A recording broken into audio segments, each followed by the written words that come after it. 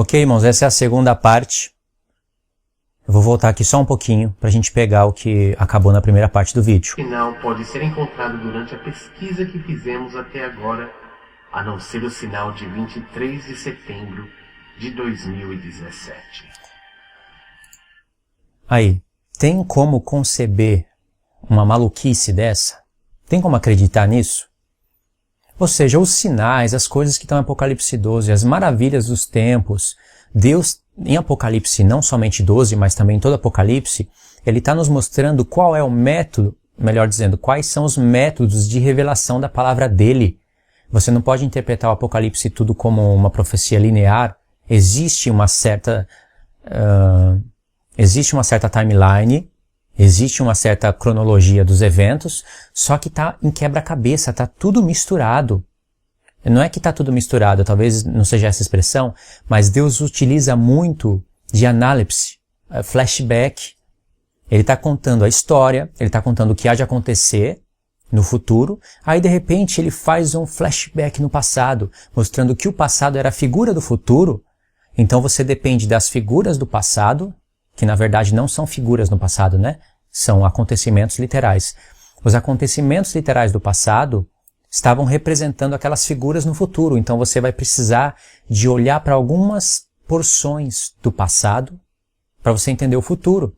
Olha só a saída do povo de Israel do Egito e todas aquelas figuras. Está sendo falado em Apocalipse 12.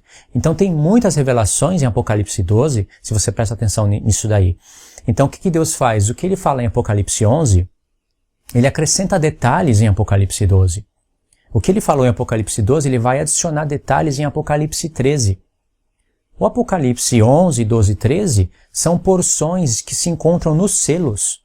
Então Deus vai acrescentando isso. Ele já ensina isso desde Gênesis. No profeta Daniel ele mostra coisa semelhante nesse método de ensino de acrescentar detalhes, muda figuras e acrescenta detalhes. É assim que Deus trabalha. Então ele está revelando a profecia, num determinado tempo ele volta no passado, aí depois ele vai para o futuro. Ele pode ir na frente daquele momento da profecia que estava revelando. Ele pode falar as coisas que vão acontecer no milênio, ou até mesmo um pouquinho antes de entrar o milênio, e depois voltar no tempo da grande tribulação.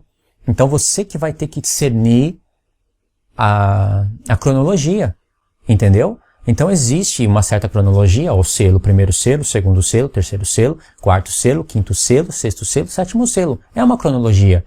O sétimo selo não vai ser aberto antes do primeiro, nem o quinto antes do segundo. É uma cronologia de eventos, só que depois, a gente está falando de Apocalipse 6, 7, não é? 8, só que depois lá para Apocalipse 10, 11, 12 e 13, ele vai acrescentar detalhes de coisas que vão acontecer nos selos, de maneira que os 7 selos, eles resumem todo o Apocalipse, eles resumem tudo. Então, irmãos, esse é um dos métodos de revelação de Deus. Compreendendo isso, a gente vai poder compreender muita coisa. Então, deixa eu ver o que eu posso passar aqui do vídeo. Eu vou pular aqui, eu estou no minuto 3 do vídeo, né? No minuto 3, 10 segundos. Eu vou pular para o tempo que eu anotei, minuto 4, verso 10, não. Minuto 4, nos 10 segundos mais ou menos. É um bom resumo desse vídeo. Aí ele falou que a grande solução está em Miqueias 5. Então ele vai ler uma abordagem de um livro ou de um documento, não sei, ele vai ler uma abordagem explicando aquilo que ele quis falar no começo do vídeo. Em Miqueias 5 nos é dado o cronograma do Messias. Primeiro ele vai nascer em Belém e será conhecido como aquele que irá reinar em Israel. Quando Jesus veio, ele se apresentou como príncipe no domingo de Ramos. E mais tarde ele foi crucificado naquela mesma semana na Páscoa. Ele não se tornou um governante de Jerusalém naquela época. Miqueias em seguida diz que o Messias vai abandoná-los até o momento em que aquela que está em parto houver dado à luz. Aqui. Isso é o que diz Miqueias 5, de verdade. Mas qual é o momento que aquela que está de parto vai dar à luz? Qual é o momento? O momento é quando Israel estava para gerar Cristo. E por que Cristo iria abandonar eles? Porque eles, Israel em massa, não reconheceu o seu Salvador. Milhares de judeus creram. A gente vê isso em Atos dos Apóstolos. Os próprios apóstolos mostraram que milhares creram. Mas Israel, na sua totalidade, não creu. Então Deus abandona eles. Só que aqui o texto diz, os abandonará até o momento em que aquela que está de parto dê à luz. Então o que acontece? Eu vou ler o texto de novo. Não vou ler o texto, eu vou ler o que está escrito aqui. Ele não se tornou um governante de Jerusalém naquela época. Miqueias, em seguida, diz que o Messias vai abandoná-los até o momento em que aquela que está de parto houver de dar à luz. Ou seja, eles eliminaram o tempo em que Cristo nasce de Israel, que é a mulher, pularam esse tempo. E depois... É difícil de explicar isso, hein? E depois eles colocaram essa mulher que vai dar à luz como Apocalipse 12. Ou seja, essa mulher é Israel e o filho varão que vai nascer dessa mulher já não é o Cristo, é a igreja. Olha só onde a gente está chegando. Então o que eles fizeram? Eles falaram do nascimento do Messias.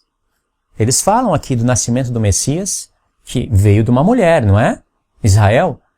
Aí nasceu e depois o Messias vai abandonar eles até o tempo em que a mulher que estiver de parto dar à luz. Ou seja, é uma profecia para o tempo do fim. Isso tem sentido, irmãos? Se você for ver bem, tem. É que é uma mistura tão bem feita que fica difícil de explicar. É claro que Israel, ele está com dores de parto ainda. E ele precisa gerar Cristo. Ou seja, Cristo precisa ser formado em Israel e também em nós. Essa figura de dores de parto, você tem que procurar ela na Bíblia. Sem brincadeira, anota isso. Essa é a parte chave do vídeo. Essa questão de uma mulher que está com dores de parto, você tem que procurar isso na Bíblia. Pega um aplicativo, vai no Velho Testamento e escreve dores de parto. E você vai ler todos os contextos em que aparece essa expressão. Você vai ver que isso está falando de Israel, está falando dos ímpios com dores de parto. Então você tem que olhar aqui o contexto. Israel está com dores de parto nesse momento.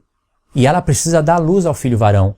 Mas não para trazer Cristo na terra. Cristo já veio. Ou seja, essa figura já aconteceu. Só que agora é uma maneira espiritual de se dizer.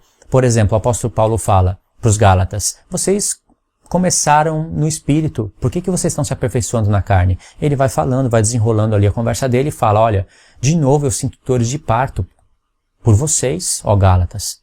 Paulo estava sentindo dores de parto, por quê? Ele fala até que Cristo seja formado em vós. Israel está com dores de parto, toda a criação está com dores de parto. Nós estamos com dores de parto porque Cristo precisa ser formado em nós. Olha que linguagem espiritual tremenda de Jesus. Eu não vou abrir o texto aqui agora porque está difícil para abrir. Vai quebrar aqui a linhagem do vídeo.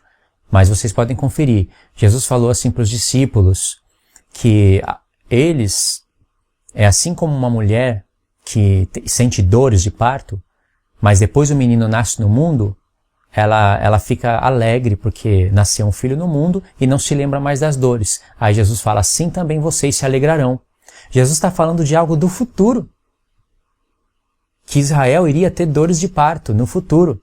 Entendeu? E o filho que iria nascer seria Cristo formado neles. Ou seja, Cristo em nós através do Espírito. Isso é dar luz a Cristo. Entendeu? Essa é a linguagem. Mas a figura de Apocalipse 12, irmãos, nos remete ao nascimento de Cristo. O arrebatamento daquele filho que nasce e vai para o trono, não é a igreja que é arrebatada na metade da semana. Não tem como ser isso, porque isso teria que estar de acordo com todos os demais textos da Escritura. Então Deus está traçando ali mesmo a timeline dos eventos mais importantes em Apocalipse 12. Aonde que a mulher ali com dores de parto vai ser Israel, e o menino que ela vai dar à luz é a igreja, que é chamado de filho varão e que vai ser arrebatado para o trono na metade da semana. Não tem como acreditar numa besteira enorme dessa. Agora, a linguagem espiritual que está em Miqueias concorda, só que eles misturam. Você entendeu o que eu quis dizer? Se não entendeu, busca os textos das dores de parto e confere isso. Então existe a parte espiritual da mulher que tem que gerar Cristo e Cristo ser formado em nós. Que liga com Miqueias 5 também. Mas a mensagem não se completa no sentido que eles estão dando. Isso vai dar base e sustentabilidade para arrebatamento mid até aqui para o pré. E aqui, no caso, eles creem no arrebatamento pré. Eles estão usando os argumentos, alguns dos argumentos daqueles que são mid, para sustentar o pré. E ainda com um monte de heresia. Entendeu? Então, analisa mais um pouquinho que vocês vão ver mais heresias sendo construídas em cima de uma base errada. 40 dias após a ressurreição, Jesus subiu ao céu e 10 dias depois a igreja começou. E continua até hoje. De acordo com Miqueias, o remanescente de Israel voltará aos filhos de Israel somente depois que a Virgem der a luz. Aí já é um erro. O sinal de Apocalipse 12 é o sinal que marca este tempo. Ele marca a transição da igreja para a 70ª semana de Daniel. Este sinal aparece nos céus apenas 2 dias após a festa das trombetas, Rosh Hashanah, e uma grande possibilidade do arrebatamento da igreja em 2017. Vê? Então, aqui eles vão dar o arrebatamento da igreja na festa das trombetas. Muita gente crê assim, que o arrebatamento da igreja é na festa das trombetas. Então, o que significa o dia da expiação? Que é depois das trombetas, aonde o sumo sacerdote entra no templo. Irmãos, ninguém pode ir contra isso. O sumo sacerdote terrestre, passando pelo véu e entrando no Santo dos Santos, é a figura de Cristo ascendendo aos céus. E o sumo sacerdote fazendo a expiação pelos pecados lá dentro do templo, do Santo dos Santos, e saindo para fora, é a figura de Cristo vindo. O escritor de Hebreus está falando isso em Hebreus. Ninguém pode ir contra isso. Pode fazer o que você quiser. Isso daí não tem como ser anulado. Isso é por falta de conhecer a timeline das festas em Cristo e a timeline das festas na igreja. Eu cometi erro nas festas, né? Tô para consertar aí um erro.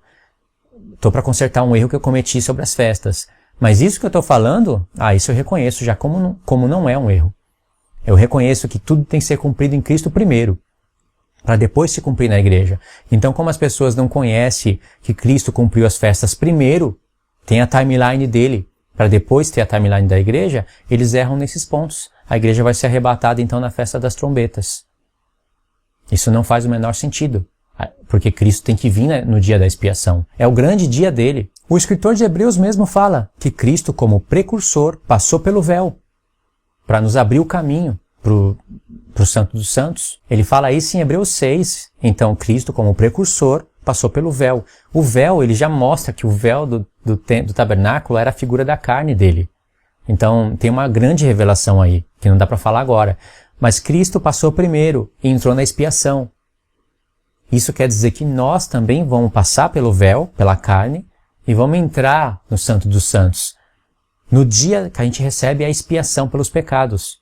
A expiação que foi feita na cruz, né, através de figuras, porque depois da Páscoa tem expiação, não tem? A sexta festa, nós vamos receber isso no futuro. É chamado por Paulo de a redenção futura, pelo próprio Cristo de redenção futura. O escritor de Hebreus fala que Jesus é o sumo sacerdote dos bens futuros. Algumas traduções colocam, Jesus é o sumo sacerdote dos bens já realizados. Mas você vai no grego e a palavra é para o futuro. Senão Jesus não poderia estar trabalhando na expiação, se já é realizado. Entendeu? Ele abriu o caminho na Páscoa para todas as demais festas. Ele ressuscitou primeiro, então ele é as primícias dos que dormem. Primeiro ele ressuscita, depois nós. Então ele é primeiro em tudo. Por isso que tem a timeline dele e a timeline da igreja. Eles não entendendo essas coisas, criam essas doutrinas. Jesus não vai vir em festa das trombetas. Olha só a contradição que se encontra até em alguns vídeos de alguns pastores que eu estou refutando. Diz que Jesus cumpriu as festas, as 4 primeiras festas, tudo em suas datas. Então tem que acontecer assim. No final, eles falam isso. Como é que Jesus vai pular trombetas? Como se a gente dissesse que Jesus não vai cumprir trombetas. Então torce as palavras da gente. Então Jesus cumpriu Páscoa no dia da Páscoa. Cumpriu Asmos, que é chamado de Páscoa também, uma festa de 7 dias. Cumpriu primícias no dia exato. Cumpriu Pentecoste no dia exato. Aí eles falam, então, não vai cumprir trombetas? Claro que vai cumprir trombetas. Jesus vem no dia das trombetas. Ok, Jesus vem no dia das trombetas. Diz que ninguém sabe o dia e a hora. Já está falando que é mês 7, dia 1. Eu não entendo uma maluquice dessa. Ah, não, tem que ficar olhando para o céu. Tem que ter 2 testemunhas olhando para o céu, porque a nuvem pode estar na frente. Ninguém sabe bem o certo. Então, só através do olho nu, através de 2 testemunhas, que a pessoa vai decretar ali o dia